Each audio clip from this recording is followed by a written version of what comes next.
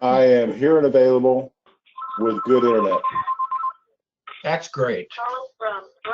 Are you not hearing me? Okay. I can hear you, yeah.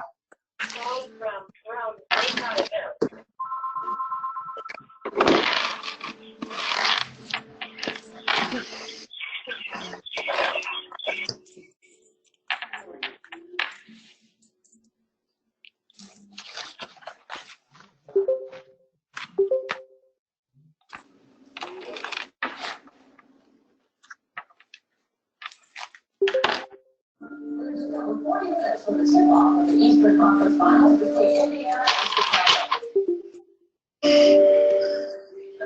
Somebody's got sports on somewhere. Would you please mute your phone, please? I think we can hear your TV.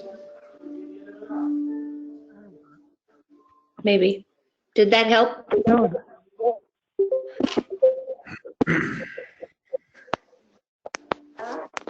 This is challenging enough without that.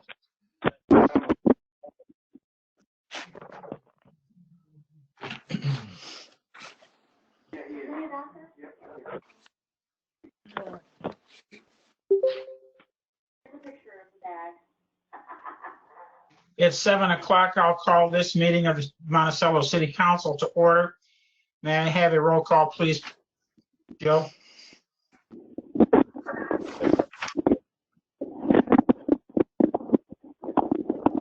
Mr. Frericks. Here. Ms. Stevens. Here. Ms. Harlan. Here. Mr. Reed. Here. Ms. Vogt. Here. Mr. Brock. Here. Mr. Burris.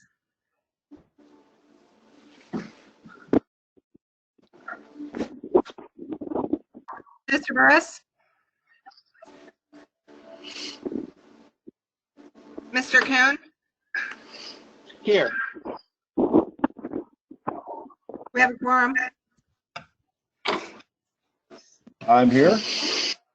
Mr. Burris is here. Thank you. Thank you. Thank you, whoever sent me the message that I had myself muted. At this time, we will have public participation. This is an opportunity for the public to provide public comment to the presiding officer, the mayor. At this time, members of the public are able to attend public meetings by web conference and to submit public comment by email, voicemail, or through web conference. Public comments must comply with all adopted rules and be limited to 5 minutes or less. The city clerk will arrange to have one email or voicemail per person presented up for up to 5 minutes each. Web conference participants should ask to be recognized for public comment by using the chat function. Access to City Hall and council chambers will not be permitted. Please provide any comments in one of the available means listed above. Jill, I think you have letters to read. So we'll I do. I have 4 letters. Yep. I have 4 letters to read. What? Go right ahead. Okay, I have 4 letters to read. I will be putting the timer on for the 5 minutes. If the 5-minute timer goes off, I will stop. The mayor and council have received all the letters in their entirety, and they also will be attached to the minutes of the meeting. So I will begin with the first one. I write in protest to the city of Monticello's plan to buy and renovate the old Kirby Hospital to house city government. Have the council develop the definitive cost of converting Kirby for that use. Why not convert the former Allerton Library building and relocate county government with you? It is empty now and more centrally located and more suitable for public use. Have the council developed a definitive cost of a Kirby restoration? If not, isn't it most wise to do this before buying the building? It appears that a substantial level of local citizenry is opposed to such a move. A prosperous city like Monticello should set the pace for historically and environmentally sound development rather than become involved in a controversial decision that could develop into legal challenges. I urge you all to take the high road here. and that's signed Bruce Hannon.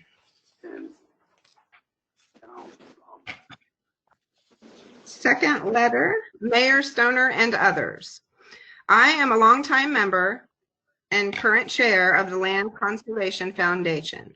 In that capacity, I have great love and admiration for the city of Monticello and truly appreciate the leadership each of you have provided in recognizing the significance of preserving our natural resources. The city's recognition of the value of the Bruce Hannon Trail and its importance in the lives of Central Illinois families is indeed, something to celebrate. I learned that the Monticello City Council had under consideration moving the police department and municipal officers from the longstanding downtown location to the old Kirby Hospital. I urge Monticello's council members and leadership to not make this mistake. As important as preserving natural resources may be, there is also an importance of preserving the historic downtown of Monticello. The downtown serves as an important reminder of just how different Monticello is from the larger cities that surround it. Monticello has a beauty and a culture of its own that is exemplified by its courthouse square and the surrounding environs, which include its municipal offices. This historic district has been recognized nationally. It would be a resounding disappointment not only to Monticello residents, but to those of us from other Central Illinois communities who enjoy the respite of our visits to your lovely city. Please consider the viewpoints of the preservationists. When history and historic settings leave us, they never return, and a piece of each of us is lost. I thank you for considering my views on this important issue. That is signed Steve Beckett.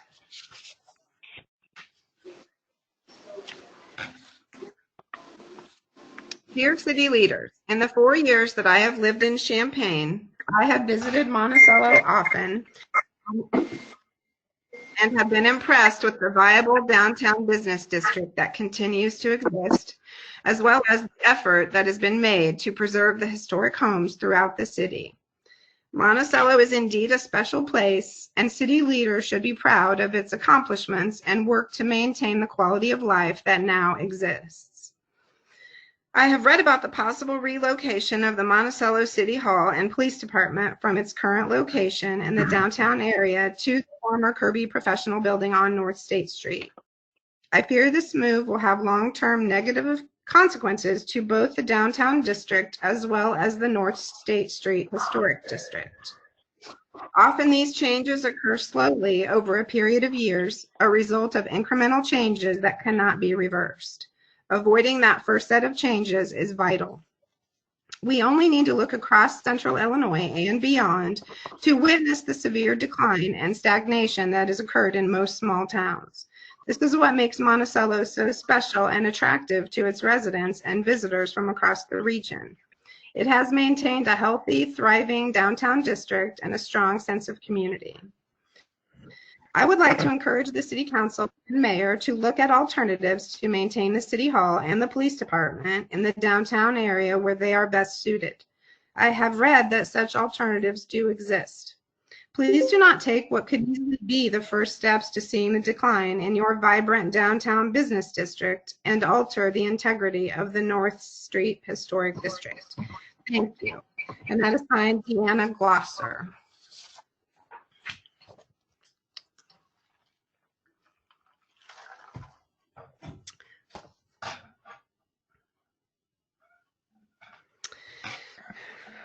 I have been a resident of the state of Illinois my entire life thus far. When I was born at a hospital in Champaign, my parents lived in Rantoul.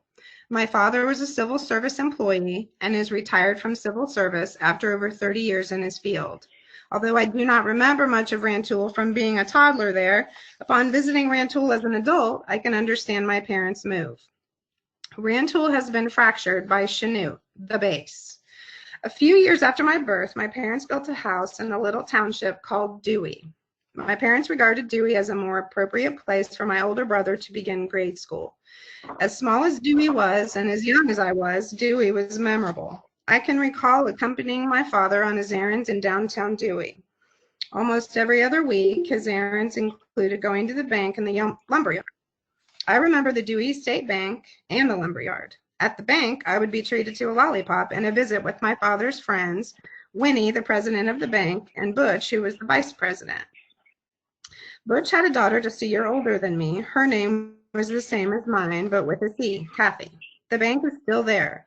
Butch may be retired now, but when Winnie retired, Butch became the president of the bank. My parents continued to bank there for decades after we moved from Dewey. I recall the lumberyard in Dewey and the owner, Kenny, who died very young while we were still living in Dewey. Kenny had a Coca-Cola cooler machine with its little glass returnable bottles. Dewey had a volunteer fire department where the lumberyard owner, Kenny, was a volunteer. All of these enterprises, the bank, the lumberyard, and the fire department were on one street. This was Main Street in Dewey. This is where my father and I and everyone could visit with the businessmen in the township. It was a gathering place, a place to conduct business, and a place to teach children to interact, what different businesses were for, and about occupations and work ethic. It also was a place for a very young child to learn about the death of a friend. When it was time for me to begin grade school in Dewey, there was talk of consolidations for Fisher and busing Fisher and Rantoul students, such as my older brother. My parents moved us, my older brother, myself, and my new little brother, to Weldon. My father would commute from Weldon, together with civil service employees from the surrounding towns, such as Monticello. I well remember the Weldon downtown, a bank, a volunteer fire department, a laundromat, a restaurant, a store, and a grain elevator. So much going for such a little village. My parents would vote at the village hall downtown. Although there was a rural postal delivery where we lived outside of town, every day my friends in town would go and get their mail from a shiny, ornate brass post office box with their own key. All of this activity was on Main Street. As I grew older in Weldon, my sense of surrounding downtowns expanded. My third grade teacher, Mrs. Reeder, made us gleefully aware of Monticello with field trips. My family would pile in the car and go off into Monticello for a Dairy Queen or to see a movie or to go shopping at Kaiser's on the square. What fun! More than one street of a downtown. As a child, then teen, from another town, downtown Monticello was a destination. One of my high school teachers, Mrs. Blackburn, took us on business field trips, one to see Americana, downtown Monticello. Once I learned the way to downtown Monticello, I could shop, go to restaurants with my friends in high school. Valuable life lessons were learned in downtown Monticello. Monticello had a jail. You could walk right by it. Every kid in D-Land and Weldon knew not to do anything to wind up there. Dear City Council members, please keep the police station downtown. Please keep municipal administrations and City Hall downtown. Having high-profile municipal buildings downtown cannot be underestimated. The worth of keeping municipal buildings and activities downtown is invaluable to city residents and to surrounding neighborhood townships and villages. No matter the size of the downtown, the size of the buildings, or the age of the observers. Impressions of a place are made quickly and early.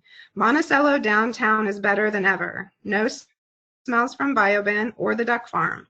Monticello downtown looks great. Please add to it and its beautiful buildings. Please do not begin taking pieces away. Thank you. And that is signed Catherine Bachman. Catherine Bachman.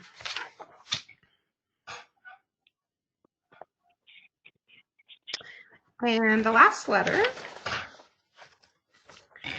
This letter is written to share perspective and encourage the city to seek a solution in which the municipal building and police department remain located in the downtown core of Monticello.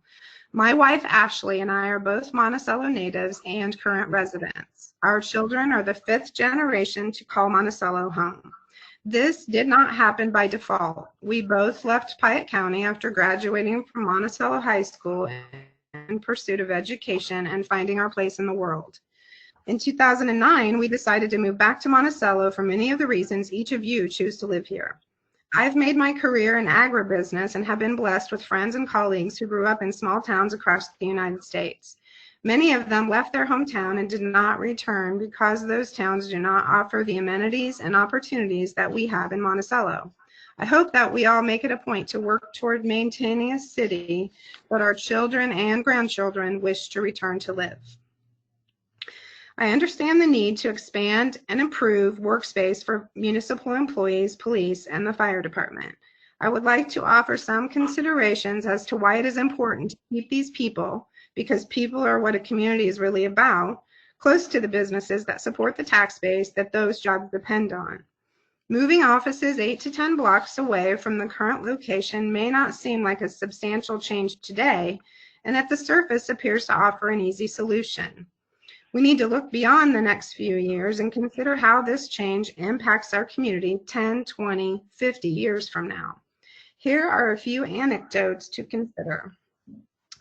The proximity effect of commerce is very real. In the age of the Amazon consumer, it is more important than ever to remain focused on maintaining the core of our city. When citizens have reason to make a stop at city offices, the likelihood of patronizing a nearby business increases. The same applies to the employees working at these locations, as well as their families at their place of employment. The Monticello Boot Camp program has been successful over the last 5 years. Kudos to those who have worked to make it a success. Please consider the message that is being sent to those independent businesses if the city offices and a portion of their customer base are moved away from downtown. Remain visible. My son is an inquisitive 6-year-old park or riding bicycles near the current office locations. He has asked, what are they doing and what is that building? While this may sound simple, my point is that the employees are visible to the community. Imagine how citizens may feel if they never see the police or city staff as people, rather just see what they read in the news on social media. Maintaining a connection with the community as people who are tasked with a job may be more important in the long run than the benefit of added space. There are countless examples of other city government decisions to move toward the periphery, resulting in a domino effect that hollows out a downtown. Those communities then have to work harder and spend more in tax abatement, building rehabilitation, and promotion to draw people and businesses back into the core. Sometimes those efforts are successful. Sometimes the city core remains dead. The stories can go on all day. So what options do we have? And given a blank slate, is this what we would choose? Kirby Hospital is a fantastic resource, and the organization continues to do great things for Monticello. This sentiment, I'm afraid, is weighing into the consideration of where to relocate the city offices.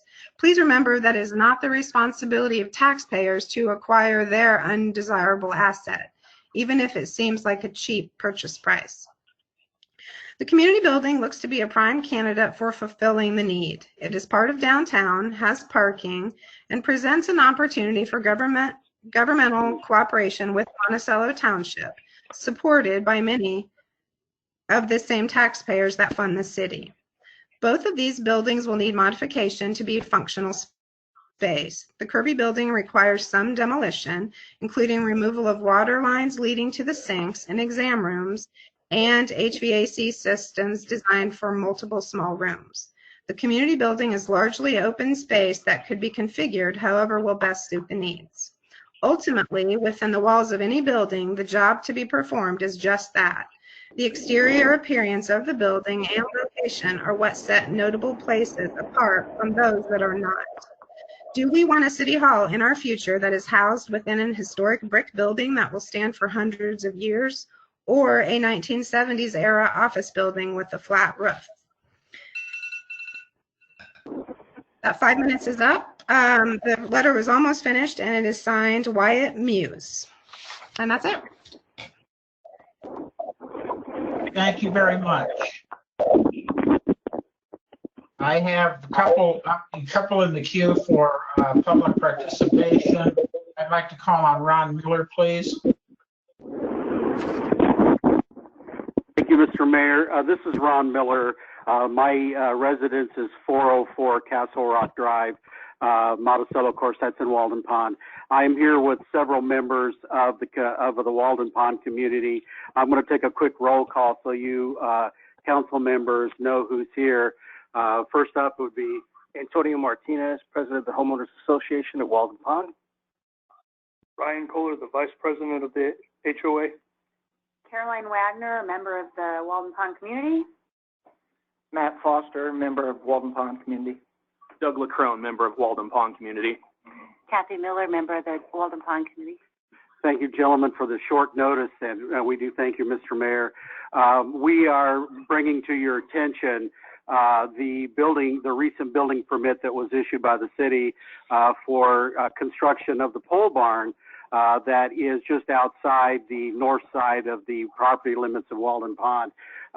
We as a community and a group have grave concerns that that building permit and building itself was not submitted to the city in the spirit of the ordinance and is detracting from the community. That being said, in our discussions this afternoon and this evening that we've had here is we do believe that the city potentially could have problems and us as well.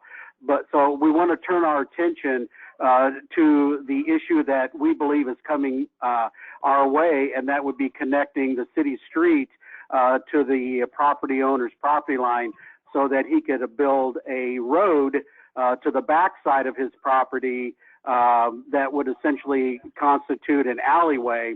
You know, being that we have concerns about the construction of the building itself, we definitely would ask the city to give us consideration and not extend that street. We feel that it is a major concern to the homeowners of Walden Pond. Creates issues for children playing in the street. It creates issue for additional construction traffic that running a commercial construction business through our neighborhood. And on and on and on, which we'll bring up with the city manager. But the purpose of our call today was to make everyone on the council aware of our concern. And we will get back with the city and particularly begin the discussion to avoid having that street extended to create that additional traffic and really an eyesore for us. So we have grave concerns of that. I'll turn it over for any more comment from anyone here. I'm seeing no one shaking their head. I think we've accomplished our objective, and we will be back in touch with the city manager to finish our discussions. Thank you. I'd now like I'd like to call on Steve Schreffler. Thank you. Thank you, Mr. Mayor. I'll be brief. I don't want to sound like a broken record, but I keep bringing this up every opportunity that I have. Still, at this late date, I have not heard any support whatsoever outside of city staff for this proposal to move the municipal building and the police department. I see on the claims for tonight is intended to spend another $13,000. In other words, if this building was given to you for free, like so many things in this world, free isn't always free. And I'm very disappointed that the city administration has not made any statement to the media or anybody that I know of as to what even an approximate budget for this project might be. I get the feeling that maybe you're just moving forward with it without giving any thought to the end game here or an exit plan. We've seen that happen before. We started with a $6 million wastewater treatment plant. We ended up spending $14.5 million on it because, well, I don't know. Nobody could ever explain that. And, you know, the Livingston Center kind of started out one way and ended up costing a whole lot more than anybody anticipated. So I'd like to see at least some responsibility here in the fact that somebody sits down and actually comes up with a plan and puts a price on it that's realistic for the scope of the project. I think that's something that's important. I know the school didn't start out that way, and look what we ended up with there 3 times. So enough said. I would just, I really would encourage the administration to please come up with a budget and a plan and get it out there. Let the people know about it. Maybe you'll find at least one person in this community that supports it. So far, that person has been silent, if they exist at all. That's all. Thank you. Thank you, Steve. Is there anyone else who wishes to address the mayor? Yes, Mr. Mayor, it's Michael Moore. Okay, If I may, I was one of those who wrote a letter before a couple meetings ago. I'm one of the North Street residents opposed to the movement of City Hall and the police station to North State Street. And I wanted to just briefly speak in favor of the two resolutions in favor of you tonight, 24 and 25. Basically, I think I and my neighbors are, first of all, just quite gratified that that's on your agenda. We thank you for listening to us and taking our concerns seriously. The neighbors I've talked to are quite pleased with the feedback that we've been able to give and the respect I think that it's gotten. The letter writers tonight added to what we said earlier with regard to the main issue for most of us, the cultural, aesthetic, historical, safety issues with regard to moving it into the residential area and moving it out of downtown, two separate things. But I just wanted to not reiterate that, but mention just what I take it to be one of the considerations motivating this project to start with, and that's the cost consideration.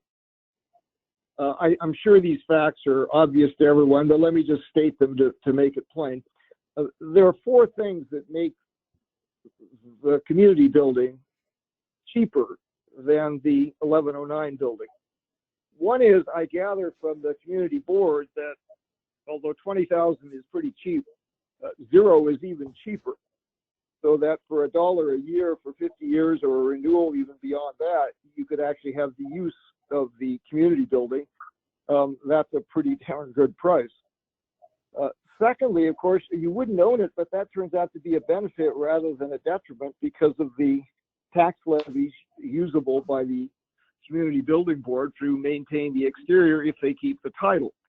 And those can amount to $100,000 a year. So there's 120 there. Third, there's the fact that the neighbors around me and myself, we had a donation come in just yesterday, have raised $27,000 so far with regard to helping the city in terms of making the community building, the city hall that a lot of us would like to see, quite independently of it not being in our neighborhood. Well, I think that'd be a wonderful building. Anyway, we thought we'd put our money where our mouth is. I think there might be some doubt how hard that cash is. If you want us to deposit in the trust account of the attorney we hired, that would be fine too. That money is there and hopefully more to come. Lastly, it seems to me the chances of getting a grant from talking to the Historical Preservation Commission to actually pay for architectural and engineering studies were one of the 81 certified local government units in Illinois that can apply for the Department of Interior monies for historical preservation for both buildings and districts. I know Ketty, the moment the virus allows it to be done, would be happy to shepherd through his commission a $50,000 application. So there's about $200,000 in the first year alone, let alone the money that actually would continue for the maintenance of the exterior of the building. $200,000 in the first year alone in favor of the community building, if one just wants to count dollars and cents. I think my neighbor, Mrs. Espenschied, said at one of our meetings with the Ward 4 alderman, that isn't really the main issue for us, but cost always matters, and if one wants to cut costs, I think actually that cuts in favor rather than against using the community building. Anyway, thank you very much for listening to us. thank you. Anyone else? Anyone else interested in addressing the mayor? Council. For the third and last time, is anyone interested in addressing the mayor and council? Okay, thank you very much for your input this evening. Moving on to item 3 on the agenda, the consent agenda. Approval of documents and action items is listed. Claims report, claims dated April 28, 2020 through May 11, 2020. Meeting minutes, City Council meeting minutes, April 27, 2020. Historic Preservation Committee meeting minutes, February 4th, 2020. Historic Preservation Commission meeting minutes, April 21st, 2020. The permit report, April 2020. The fire report, April 2020. the police report, April 2020, and the budget report, March 2020. Is there a motion to approve the consent agenda? Is there a motion to approve the consent agenda? So moved. So moved. Is there a second? Second. This is Mike. So moved. Thank you. Did you get that, Jill? I did. Anyone have any questions or concerns that you'd like Terry or someone to address about all the things in the consent agenda? Hearing or seeing none, can I have a roll call, please, Jill? Mr. Freierick, Abstain. Ms. Stevens, Yes. Ms. Harlan, Yes. Mr. Reed, Yes. Ms. Oak,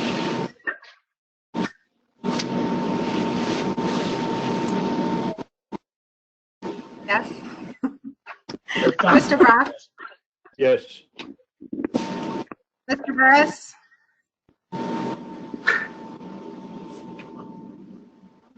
Rodney? Mr. Burris, Aye. I read his lips. yeah, Mr. Coon. Yes. Motion passes. Thank you.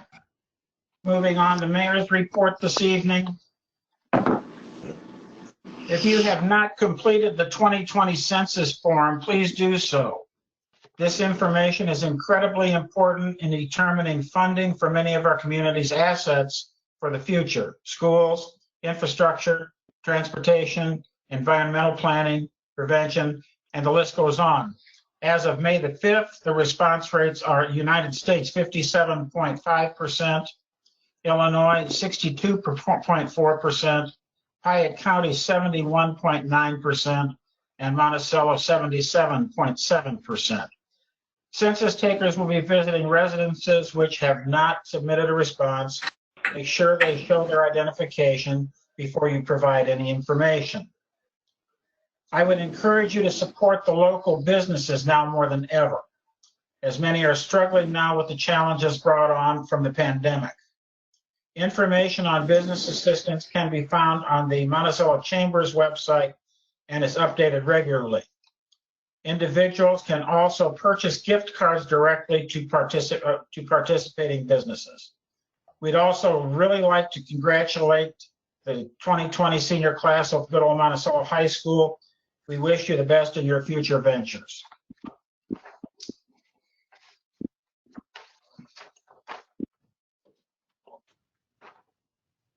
I will now read a resolution, proclamation, excuse me. Whereas the Congress and President of the United States have designated May 15 as Peace Officers Memorial Day and the week in which it falls as Police Week. And whereas the members of the Law Enforcement Agency of Monticello play an essential role in safeguarding the rights and freedoms of the citizens of Monticello. And whereas it is important that all citizens know and understand the problems, duties, and responsibilities of their police department, and that members of our police department recognize their duty to serve the people by safeguarding life and property, by protecting them against violence and disorder, and by protecting the innocent against deception and the weak against oppression or intimidation. And whereas the police department of Monticello has grown to be a modern and scientific law enforcement agency, which unceasingly provides a vital public service. Now, therefore, I, Mayor Larry Stoner, call upon all citizens of Monticello and upon all patriotic, civil, and educational organizations to observe the week of May 10 through 16, 2020 as Police Week, with appropriate ceremonies in which all our people may join in commemorating police officers, past and present, who by their faithful and loyal devotion to their responsibilities have rendered a dedicated service to their communities and, in doing so, have established for themselves an enviable and enduring reputation for preserving the rights and security of all citizens. I further call upon all citizens of Monticello to observe May 15, 2020 as Peace Officers Memorial Day to honor those peace officers who, through their courageous deeds, have lost their lives or have become disabled in the performance of duty. In witness whereof, I have hereunto set my hand and caused the seal of the city of Monticello to be affixed, done at the city of Monticello City Council meeting this 11th day of May 2020. Thank you very much, Police Department, for all of your efforts. Okay. We are now going to move into a public hearing for the purpose of Downstate Small Business Stabilization Grant Program. I think I need to turn this to Callie Jo. Yes, thank you, Mayor. A lot of what I'm going to say has to be said, but it's a repeat of the last meeting, so bear with me. Just to give a project overview, the state of Illinois has reallocated community development block grant funds in the amount of $20 million to be used for the Downstate Small Business Stabilization Grant Program, providing financial assistance to businesses impacted by the COVID-19 pandemic. Counties and municipalities, which are designated as non-entitlement, may apply on behalf of an eligible business for funding in the form of a grant. The funds may not exceed $25,000 per business and must be used for working capital expenses based upon 60 days of estimated costs once the business has opened up or resumed full operation. City staff presents the council with an application for These Four Walls Incorporated requesting $25,000. This amount will cover working capital expenses such as rent, utilities, and payroll. The business must reopen and return to normal operation within 1 year of the grant award and must also provide documentation and proof of payment for these eligible expenses for the reimbursement as well. We have to require that for our closeout reporting for the grant to the state. The city of Monticello prides itself in supporting local business where possible. One of the consistent goals is to promote and encourage fair housing and business practices within the community in both present and future development. The health and continuation of our local businesses is a direct reflection on our local economy. Again, the amount requested is based on a 60-day estimate of expenses and is capped at $25,000. The applicant has provided their January expenses for the application, which is doubled to determine this amount. The applicant, again, is These Four Walls Incorporated, which resides at 101 South State Street in downtown. They are a local furnishing and interior design business that has been in Monticello since making a substantial investment in a downtown building and opening in 2010. They normally employ 5 full-time and part-time individuals. Due to the shelter-in-place restrictions, and this business is not considered essential, they have had to close until the restrictions have been lifted. They have been able to continue to pay their employees for the time being. Total January expenses were $30,239.74. So the city is asking for that maximum grant award of $25,000 to go towards rent, payroll, and utility bills. The business has provided all the necessary documents for the grant application. Notice of this public hearing was published in the April 29th edition of the local paper, and the application has been available for public review since May 1st. No public comment has been brought to my attention. And again, Mayor, before you ask for public input, I just want to remind everyone, because we're doing this remotely and the state and federal requirements would like to know who's speaking and what their affiliation is. If anybody wishes to speak, please identify yourself, of course, and then if you wouldn't mind mentioning if you're a resident or a business owner or whomever, so I can document that, that would be fabulous. Does anyone wish to make a comment or make testimony?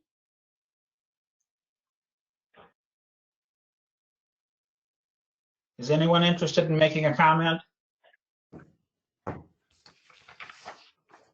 Third and final time, is anyone interested in making comment for the public record? Hearing or seeing none, I call this public hearing closed. Now we're going to move on to resolution 2020-23, Downstate Small Business Stabilization Grant Program.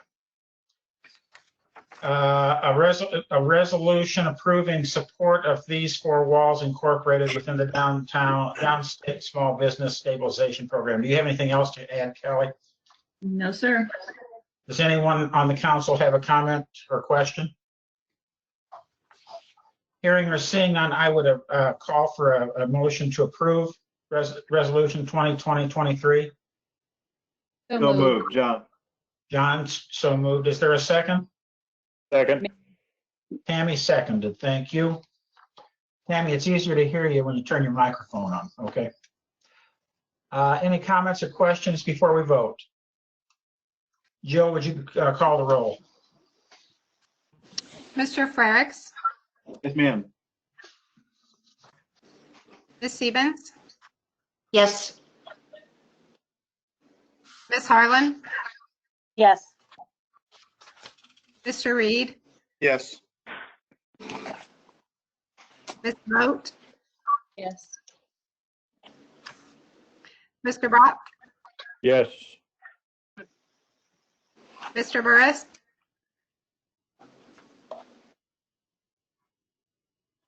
Mr. Burris. Yes, Yes. and Mr. Coon. Yes. Motion passes. Thank you. Moving on to resolution 2020-24, a resolution approving the engagement of Farnsworth Group Incorporated. Mr. Summers. Thank you, Mr. Mayor. Recent city council discussions regarding the possible relocation of the city administration offices located at 210 North Hamilton Street and the Monticello Police Department located at 301 North Hamilton Street have evolved to consider the feasibility of the existing community building located at 201 North State Street. Resolution 2020-24 provides for professional services from Farnsworth Group to perform a two-phase feasibility study at a cost of $7,500. Phase 1 includes a site visit and review of existing building conditions, such as the HVAC system, electrical systems, and plumbing systems, while comparing these conditions to current building codes. If no major deficiencies are reported from phase 1, then the second phase of the feasibility study would occur, consisting of conceptual designs of up to 4 different interior layouts with associated cost opinion for the one selected floor plan. This feasibility study will consider the Monticello Police Department utilizing the community building along with the city administration offices. However, this feasibility study may demonstrate that the community building may not be suitable for the relocation of the police department due to safety concerns. So this feasibility study would pretty much mimic the scope of work performed by this same firm on 1109 North State Street. Recommended action, the City Council is asked to further discuss and take action on Resolution 2020-24 as presented. Thank you.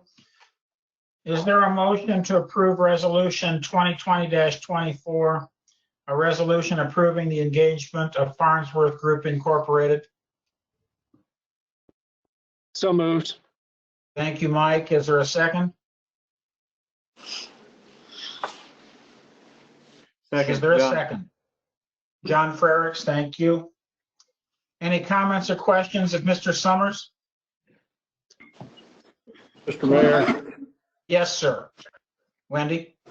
I would, at this time, like to propose that we table this situation until the meeting, the 26th of the month. We are under no timeline on this building as we are on the building on North State Street. And I think at this time, considering the expenses we've incurred so far with the other unit, that it would be a good time to step back and possibly look at another option that has presented itself recently that we have yet to discuss. So I believe, given the information we have and the fact that we are, like I say, under no particular timeline or pressure to make a decision, I'd like to see it tabled until the May 26th meeting. Is there objection to tabling this? Is there objection to tabling this? So let's put that on the table. We'll consider it at our next meeting. Thank you. And I'm assuming you're going to want to do the, Wendy, I'm assuming you're going to want to do the same thing for the next one? I would, Mr. Mayor, yes. Is there any objection to postponing to tabling this until our next meeting? I don't see anyone jumping up and down, so I guess it's okay. So we'll table both of these resolutions for May 25th meeting. Thank you. Moving on to Alderman's reports, we'll start with Tom Reed, since you're up in the corner on my screen. Yes, I guess what I'd like to, had some phone calls from some of the group out at Walden Pond. I think you've heard their concerns, so had the opportunity to pass some of those concerns on to Terry. So it's, I guess, in the administration's hands or whatever right now, and to deal, I guess, again, to deal with their concerns and see if there's any way to satisfy all parties there. So that's all I have. Thank you, Mr. Burris. Rodney?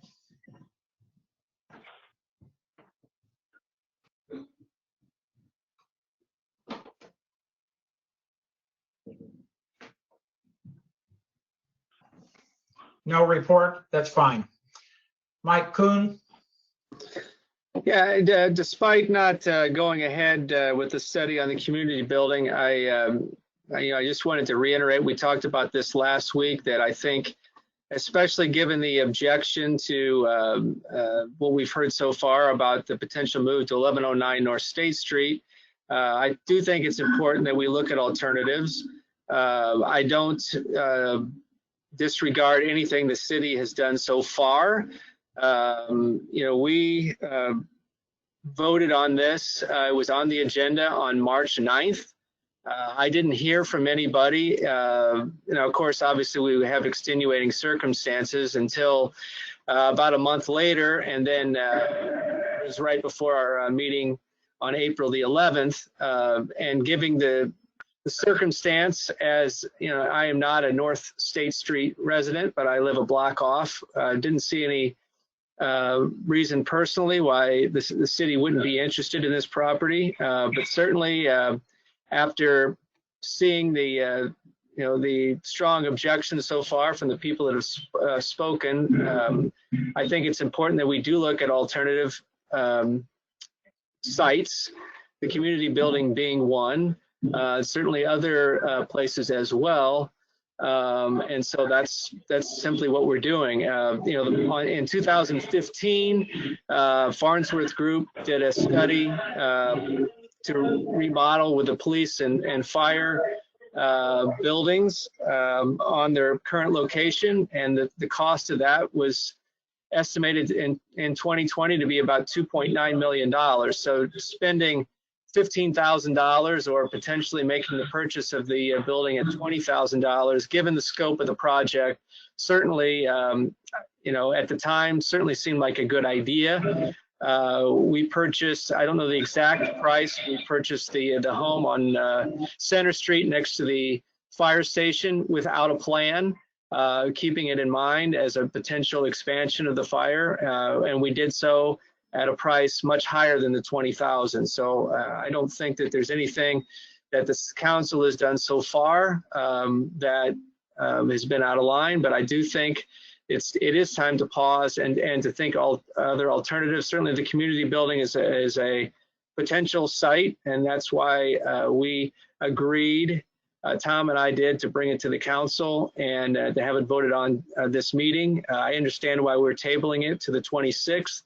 But I do think, given the climate, it's important to look at other alternatives close to downtown. But the price does matter. I mean, in a project that, as I said, could be in the multi-million-dollar range to renovate any building close to downtown. Spending $15,000 to study the building on North State Street is certainly money well spent. Tammy? Nothing, Mr. Mayor. Thank you, Pam. Nothing for me tonight. Wendell Brock? Thank you, Mr. Mayor. I'm sorry. I want to thank Alderman Kuhn for his statement there. We are very much in a line, or I am, with what he had to say there. And as you know from my statement before, I think we're making the right step. I want to congratulate our city administrator and our city maintenance people for the finish that was put on Marion Street. I think we can all agree that that was a much anticipated and needed project, and it turned out to be 110% of what we wanted. It's a beautiful addition. I see that we've started to run the street sweeper around the streets again. I'm glad to see that. We're cleaning up some of the wintertime mess, so to speak. Sorry that it's turned off so cold, but I think we're making the right step there. I know too with that Los McClellan and his people are certainly concerned about our summer sports program, about our swimming pool. They're actually going to be able to put water in it and utilize it or not. These are all things that we're trying to address. So to the folks from North State Street, I do appreciate your letters and your comments. We're going to step back and take a look at all this, and we'll see what the decision comes out. Thank you all. Mary Vogt? I'd just like to commend the city workers for the spring cleanup last weekend. You know, given our stay-at-home order, I feel like people have really taken the time to sort and clean and purge. And just in crossing paths with Jim Grabarczyk, he was picking up a meal to take to the guys working. He said it was the biggest turnout that he can remember. So I know those were some long, hard days for the city employees, and I just appreciate everything they did to help our community in this really interesting time we're living in.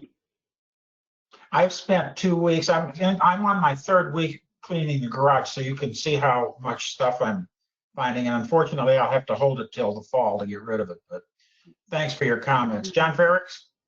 Not tonight, Mayor. Thank you, sir. Thank you very much. Chief Carter? Just want to thank all law enforcement officers, especially the ones here in Monticello, for the work they do, this being Police Week. And I have nothing else. Wow, I'm impressed. Fire Chief's report. John, are you somewhere? I'm here. Thank I'm you. here. Yep. Thank you for giving me a few minutes. We did have our meetings last month, brief meetings. We emptied out the bays and had social distancing. So we did some COVID training. And one of the nights we went to our burn center out there by the golf course, and we all wore our SCBA and pretty much stayed away from each other and did a little training there. Some miscellaneous stuff I want to mention that I appreciate the vote from the City Council last April 13th. We have 4 new firefighters who have started with the fire department, so we appreciate that. Want to give some special thanks to some folks in town. Harish at Subway provided a meal for us on April 9th at our meeting. That was very nice of him to do. Brenda and Terry Cummings donated $100 to the fire department, which is very nice. Brandon Taylor from Country Financial donated $1,000 to the fire department this week. And I also want to give a thanks to McDonald's for providing thank you meals for all our first responders.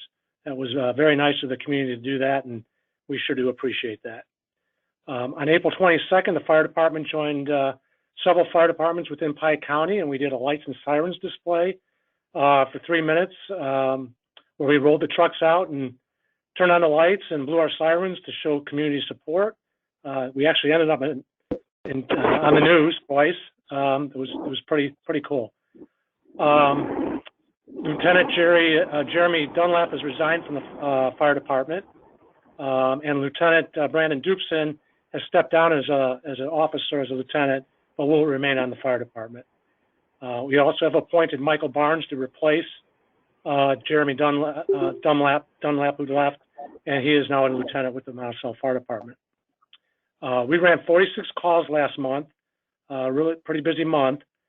Two special days that we had, April 8th was that windstorm. The Monticello Fire Department responded to 9 different locations that night between 1750 hours and 1935 hours with power lines down in trees. So we were pretty busy for about an hour and a half there that night. Also on April 28th, we had a little electrical fire. A bird nest caught fire on a porch light. Used 2 gallons of water to put it out, and that's about the most exciting thing we had all month as far as fires go. So that is the fire report from Monticello Fire and Rescue. Thanks for letting me do that. Thank you very much, John. You betcha. City Administrator's report. Terry? Thank you, Mr. Mayor. I have just a couple of quick things that to address kind of what Alderman Brock mentioned a little bit ago. After several discussions with the Recreation Department and myself and the latest Governor Pritzker's Restore Illinois plan, the Monticello Family Aquatic Center will be closed for the 2020 season, as well as the Monticello Recreation T-Ball, Peanut League, and Coach Pitch Youth Baseball and Coach Pitch Youth Softball programs are canceled as well for 2020. We remain hopeful that we might be able to open up the golf driving range in the near future, or as soon as we can. That's all I have tonight. Thank you very much. At this time, I would like to entertain a motion to go into closed session under Illinois 5 ILCS 122C5, real estate purchase or lease by a property. Is there a motion to go into closed session? So moved. Is there a second? Second, this is Tom. Thank you. Can I have a roll call, please?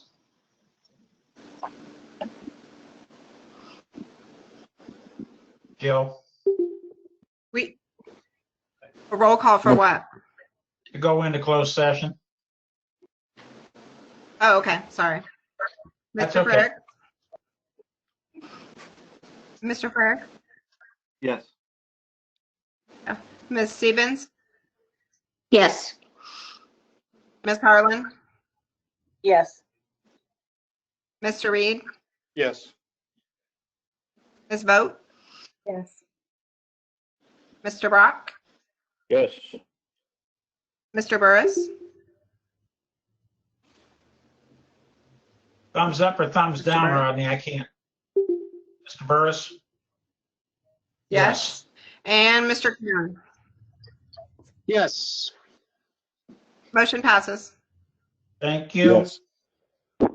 I think, what am I supposed Yes. to do now? We're supposed to shut this down, right? Correct. We'll go into closed session. We'll come out of closed session to adjourn. And there will be no action taken because it's not written, the agenda is not written that way. So you should have a link to go to closed session, those of you that need to have the link, okay? Thank you very much.